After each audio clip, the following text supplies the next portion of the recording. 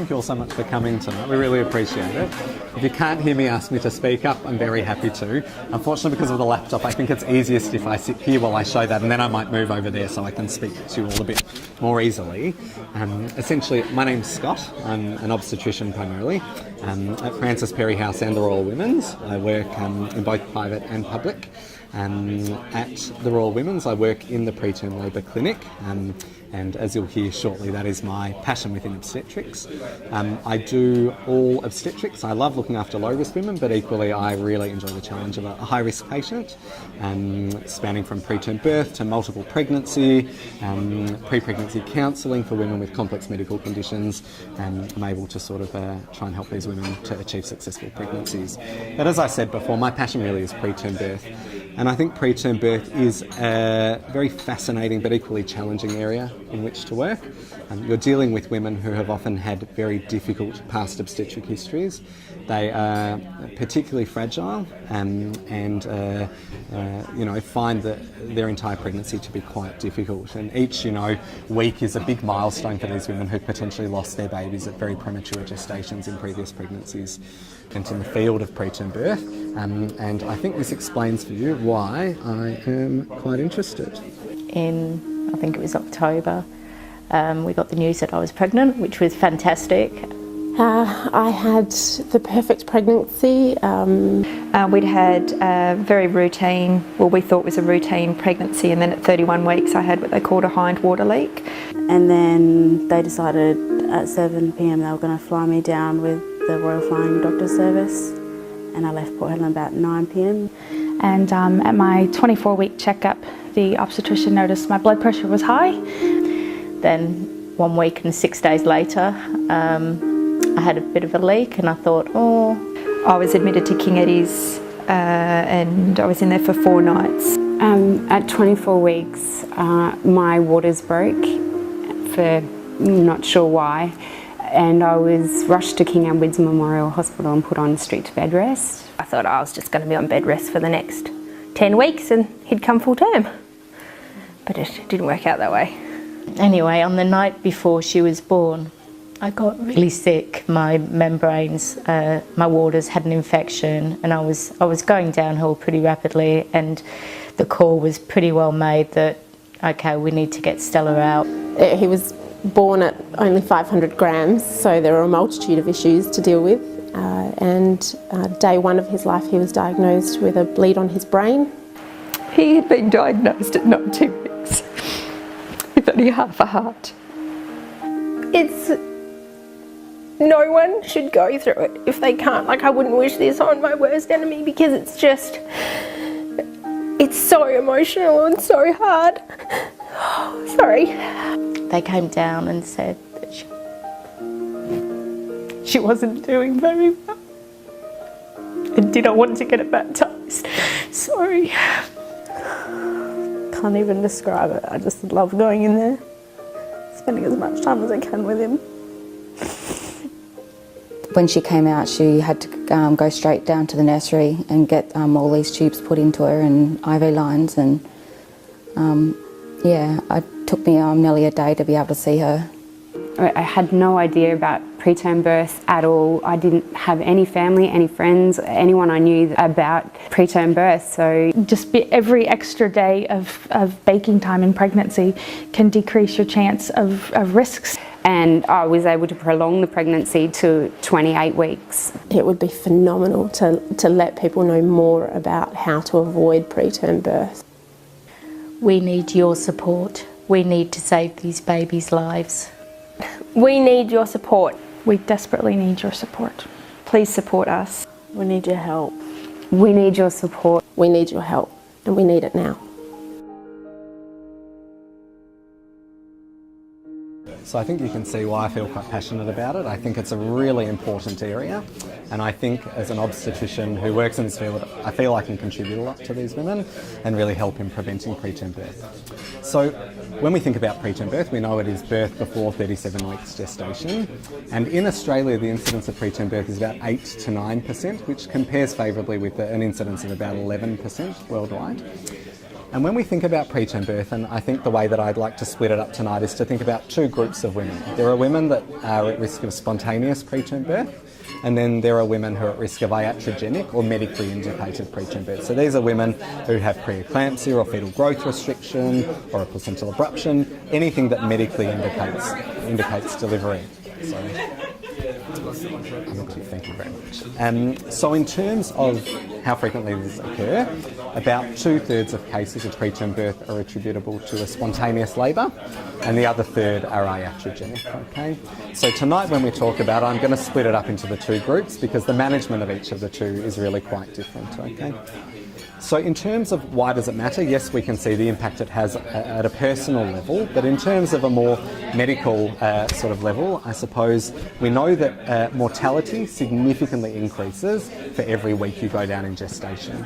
Now working in a tertiary obstetric hospital, babies can survive from 23 weeks gestation. So we offer resuscitation to women from 23 weeks gestation. Having said that, the survival rate at 23 weeks is about 50 to 55%.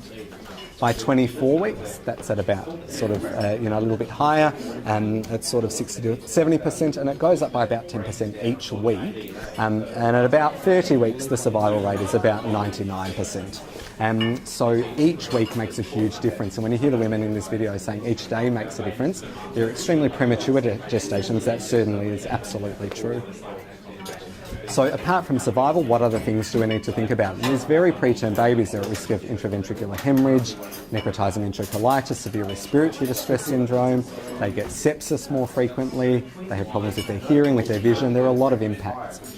But equally, the group who are born at those sort of late preterm gestations, 34 to 36 and 6, don't need to be taken lightly. They need to be considered very carefully, and we shouldn't be going and delivering babies at these late preterm gestations without thinking about the implications. These babies also have a higher rate of neurodevelopmental delay, of jaundice, of feeding difficulties, of hypoglycemia, hypothermia, a lot of different issues when they're born. And really, whenever we're thinking about delivering a baby prior to 37 weeks, we have to have a very good indication for doing so. So for tonight, what we're going to do is talk about the two groups separately. So I've put in there two referrals which come from GPs to me, which I'm going to talk to because I think it allows me to explain quite clearly the difference between the two.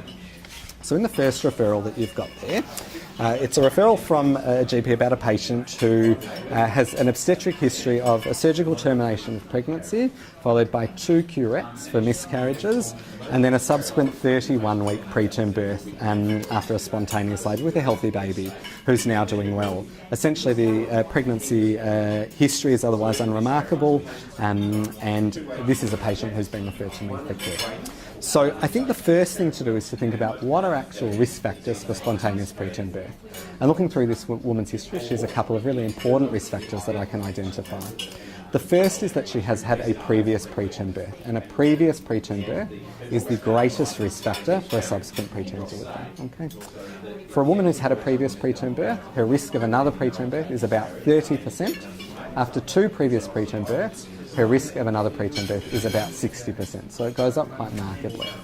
If she at any point has had a term birth, that is a protective factor, and we take that into account. But for a woman, as I say, who's had 2 previous preterm births, her risk is relatively high. So what are the other important risk factors that we need to think about? So any prior preterm birth, especially if it's prior to 34 weeks gestation, any woman who's had a mid-trimester loss, especially where we think that that loss was caused by cervical insufficiency. So what is cervical insufficiency? Cervical insufficiency is what you previously may have heard called cervical incompetence. We don't use that word now, it's considered to be a negative term, so we say insufficiency. But this is essentially women who tend to present in the mid-trimester with painless cervical dilatation. Okay. Other main risk factors are a cold knife cone biopsy, so anyone that's had a cone biopsy is at a very high risk of preterm birth. Any woman that has had multiple, so at least 2 LEPs or LEAP procedures on her cervix, or at least 2 ablative cervical procedures. Interestingly, studies have shown that a single LEP or ablative procedure probably does not increase the risk of spontaneous preterm birth. Any woman that has had at least 3 cervical dilatations. So going back to this referral here, this woman has had a surgical termination of pregnancy plus 2 curettes. This again puts her at high risk of preterm birth. any woman with a congenital uterine malformation. So it's very common that we see women with a bicornuate uterus or a subseptate or septate uterus. These women need specialist care, as does any woman that's had obstetric cervical trauma. So any woman who tells you that in her last birth she had a cervical laceration, which was particularly needing to be repaired in an operating theatre, she's also at a high risk of spontaneous preterm birth. So these are the main risk factors we need to think about. And once we identify these high-risk women, there are 3 broad categories of management that I, as a specialist, am able to apply. They are cervical surveillance, progesterone, and a cervical suture. And I'm going to go through each of those now for you to explain a little bit more. So cervical surveillance is a process by which women have their cervix measured in terms of its length. And the rationale for this is that we know that there is an inverse relationship between cervical length and the risk of preterm birth. So essentially, the shorter the cervix, the higher the risk of preterm birth, okay? And when we're looking in the mid-trimester, the 10th centile for cervical length is about 25 millimetres, and the 5th centile is 20 millimetres. So what we consider to be high-risk women are women with a cervix of less than 20 to 25 millimetres. And if you have a woman that has had a morphology scan done and they say that the cervix is less than 25 millimetres, she should immediately be referred for specialist care. Okay? Cervical surveillance is something which we do in the preterm labour clinic at the Royal Women's, but equally now I offer it to women having private care who come to see me in my rooms, and I do the whole process there for them as well. So what it involves is it's fortnightly scans, transvaginal ultrasounds, as well as a speculum examination and swabs done between 14 and 26 weeks gestation. All the speculum examinations are done essentially to look at the cervix, but also so that we can take high vaginal swabs to look at any particular infections. We know, for example, chlamydia, which we don't actually routinely screen for, has the best evidence for association with preterm birth, and treatment has the best evidence for reduction in risk. But the things we often look for are ureaplasma. The evidence is relatively equivocal, but we do it. And the other thing that we look for is bacterial vaginosis. Having said that, treating BV does not have a marked impact on reducing the risk of preterm birth. As well as the speculum, we do a transvaginal ultrasound, so I do those personally for all my patients fortnightly, and we're looking not only at the cervical length, but for other things that we know may increase the risk of preterm birth. And a couple of things we look for are funneling. So funneling of the membranes occurs when you see the membranes protruding down into the cervical canal, and we know that that increases risk as well, as does potentially what is called cervical sludge. Now, cervical sludge is something that we see which we think potentially represents sort of a subclinical intraamniotic infection. And although the evidence is lacking, what we do is for these women, I treat them with intravenous azithromycin for about 7 days as an inpatient in hospital. As I say, the benefit is not yet entirely proven, but anecdotally we certainly use it. And again, these are women who've often had difficult previous pregnancies who want you to do everything you possibly can to give them a good outcome, and they're very happy to sort of try whatever they can, really. At 26 weeks, so at their last visit, I also perform a fetal fibronectin. So fetal fibronectin is a special swab test done, and fibronectin is a protein which is found between the membranes and the sort of myometrium, and it's expressed in high quantities in women who are at a high risk of preterm birth. It has a very good negative predictive value. So when I see these women at 26 weeks, if I do their fibronectin and the fibronectin is negative, I can reassure them that the chance of labouring within a fortnight is less than 2%, and the chance of having a preterm birth prior to 34 weeks is less than 10%. So it really allows me to reassure these women that things are okay. So that's cervical surveillance, okay? The second thing we can do is give these women progesterone, okay? And when you're thinking about progesterone, it's easiest to think about 2 groups of women. There are women who have had a previous preterm birth, and then there are women who have a short cervix. I'll start with the women who've had a previous preterm birth. For women that have had a previous preterm birth, a number of studies have shown us a significant risk reduction in preterm labour at a number of gestations with the use of progesterone. However, there was a large study published a couple of years ago now by Jane Norman and her group in the UK called the Optimum study. It's quite an important study for us, which actually threw the use of progesterone into question. And she showed that in women with a previous preterm birth, there is no role for progesterone. She did, however, suggest that the use of progesterone is completely safe, and that's something that we were very much heartened by. Yes, of course. Yeah, so we don't entirely know the mechanism of its action, but we do know that in the second half of pregnancy in particular, it allows the uterus to remain sort of quiescent and silent, and we know that there is certainly withdrawal of progesterone levels prior to the onset of labour. The precise mechanism of action is not clear for us, but we certainly know that as progesterone drops, women tend to labour. We in Australia give progesterone vaginally, so the other formulation which has been used in some studies is injectable progesterone. We don't have it available for this use in Australia, and we use progesterone at a dose of 200 milligrams at night in these women. In women with a short cervix though, we know progesterone has benefit, okay? And in women with a short cervix under 25 millimetres, RANZCOG endorses the use of progesterone. The third thing is a cervical suture, and essentially, if you go to my little summary here on spontaneous preterm birth, there are 3 groups of women that benefit from a suture. There are those that have a really poor obstetric history, so women that have had at least 2 preterm births or mid-trimester losses. There are women that have sutures put in based on ultrasound findings, and these are high-risk women with a cervix of less than 25 millimetres, or low-risk women with a cervix of less than 15 millimetres. And then there's a group of women that come in with a dilated cervix in the mid-trimester, and they can have a rescue suture placed. Now, this is a technically challenging suture, but I, for example, last year had a patient that came in 20 weeks with a 3 centimetre dilated cervix. I put a suture in her and she delivered at 38 weeks. So certainly the evidence suggests that it adds 5 weeks on average to a pregnancy, but I've certainly seen it work much better than that. Moving on, because we don't have too long, looking at the second referral, for example, this is a woman with a history of 2 pregnancies complicated by severe preeclampsia. And this is certainly the most common reason for an iatrogenic preterm birth in the population that we see. What can we do to prevent preeclampsia in a woman who is high risk? We can give her aspirin, okay? The ASPRE trial, ASPRE trial, was published last year, and it clearly shows us that giving women aspirin, 150 milligrams at night, reduces the risk of preeclampsia in high-risk women by about 62%. So the relative risk of preeclampsia in a subsequent pregnancy is about 0.38, okay? So who should we give it to? We need to give it to women who have at least 1 high-risk factor or at least 2 moderate risk factors for preterm birth, and I've listed them here. So the high-risk factors are essentially underlying hypertension or hypertension in previous pregnancy, or a medical condition like pre-existing diabetes, renal disease or autoimmune disease. 2 moderate risk factors though, so primips, women over the age of 40, BMI over 35, family history of preeclampsia, multiple pregnancy, any 2 of those warrant aspirin. And we give aspirin from 11 to 14 until 36 weeks, okay? So we would commonly see primips with twins, they should all be on aspirin. We'll often see a primip with a BMI of greater than or equal to 35, she should be on aspirin, okay? And we know that the benefits are significant.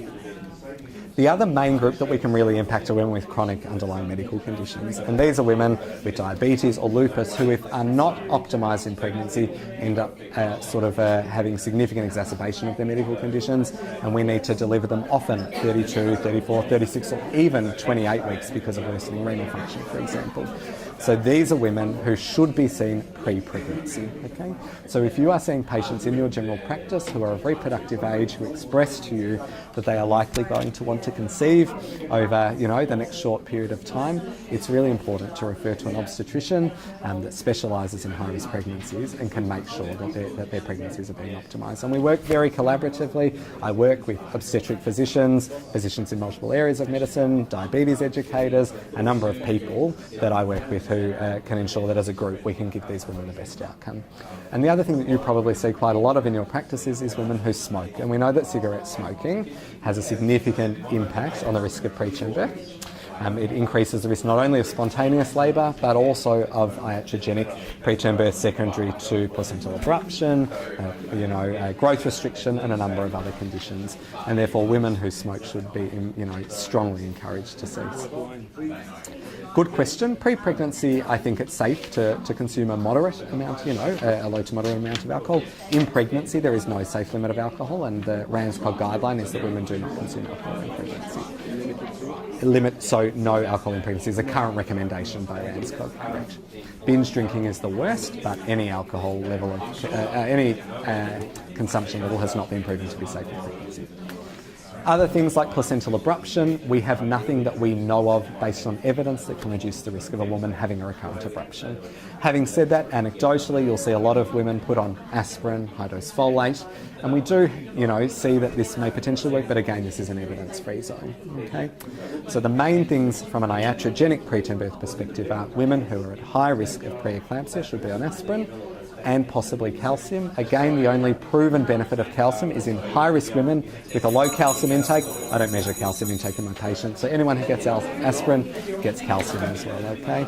So this is just a little summary for you of who should essentially be referred to someone that specialises in preterm birth. And equally, just a lot of GPs say to me, what should I be doing for my patients when I see them early in pregnancy?